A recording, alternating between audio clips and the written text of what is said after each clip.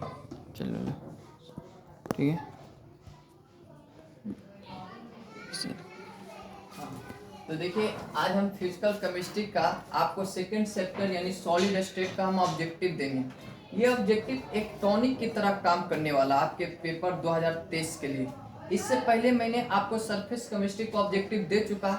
आप यकीन मानिए कि यदि आप ये ऑब्जेक्टिव पढ़ के जाते हैं तो इस सॉलिड स्टेट से कम 3 नंबर का आप ऑब्जेक्टिव बना सकते हैं, जो आपको पेपर में काफी एक अच्छा मार्क्स दिला सकता है। तो देखिए सबसे पहला ऑब्जेक्टिव है कि अक्रिस्टलीय ठोस पदार्थ का उदाहरण कौन होता है।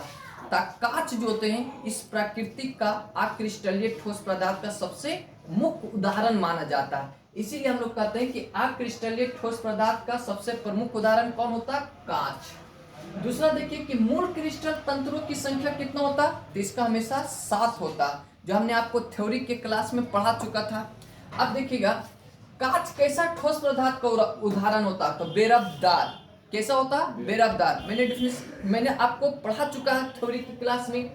उसके बाद है कि पिंड केंद्रित घनाकार इकाई सेल में परमाणु की संख्या कितना होता है, 2। डिफेंस हमने इसमें बताया था ना आपको 2। घनाकार संरचना में पिंड केंद्रित परमाणु की समन्वय संख्या कितना होता है, 8। हम 2 की भी आपको चर्चा किया था, 8 की भी हमने चर्चा किया था। उसके बाद छठा क्वेश्चन देखिए कि धातु की षष्ठभुजीय सीमित पैकिंग की संरचना का समन्वय संख्या कितना होता है, तो 12। ये तीनों चीज का मैंने आपको थ्योरी बताया था, 2 का, 8 का और 12 का। ये हमेशा ये पढ़ के जाएगा यदि आपको केमिस्ट्री के अंदर अच्छा नंबर लाना है तो। देखिए सोडियम क्लोराइड क्रिस्टल की संरचना कैसा होता है, तो हमेशा फलक केंद्रित होता है। कैसा होता, फलक केंद्रित होता है।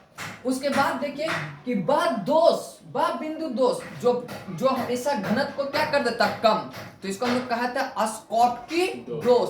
वैसा दोष को हम स्कॉटकी दोष कहते हैं, जो किसी भी पदार्थ की घनत्व को हमेशा कम कर देता, उसे हम लोग हमेशा कौन सा दोष कहते हैं, स्कॉटकी दोष। हमने 2 प्रकार का दोष पढ़ाया था, एक स्कॉटकी और एक नॉन स्कॉटकियोमेट्रिक दोष, 2 पढ़ाए थे।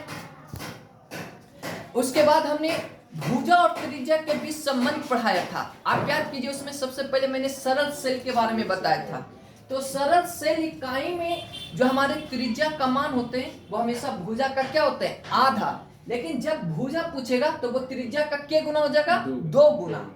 उसके बाद फलक केंद्रित इकाई सेल के त्रिज्या का मान कितना होता है, तो r बराबर a/2√2। लेकिन भुजा पूछेगा तो यहाँ से 2√2 हटा देंगे, ये हर में इधर जाएगा तो अंश में। उसके बाद देखिए पिंड केंद्रित इकाई सेल की त्रिज्या का मान कितना होता है, तो r बराबर √3a/4। ये तीनों में ट्रिपल स्टार डालिएगा, ये तीनों में कोई ना कोई एक आएगा आपको इस बार ऑब्जेक्टिव में, कोई ना कोई आएगा ही आएगा। ठीक है, तो ये आपका सॉलिड स्टेट का चैप्टर था। आगे हम आपको केमिकल काइनेटिक के बारे में ऑब्जेक्टिव डालेंगे।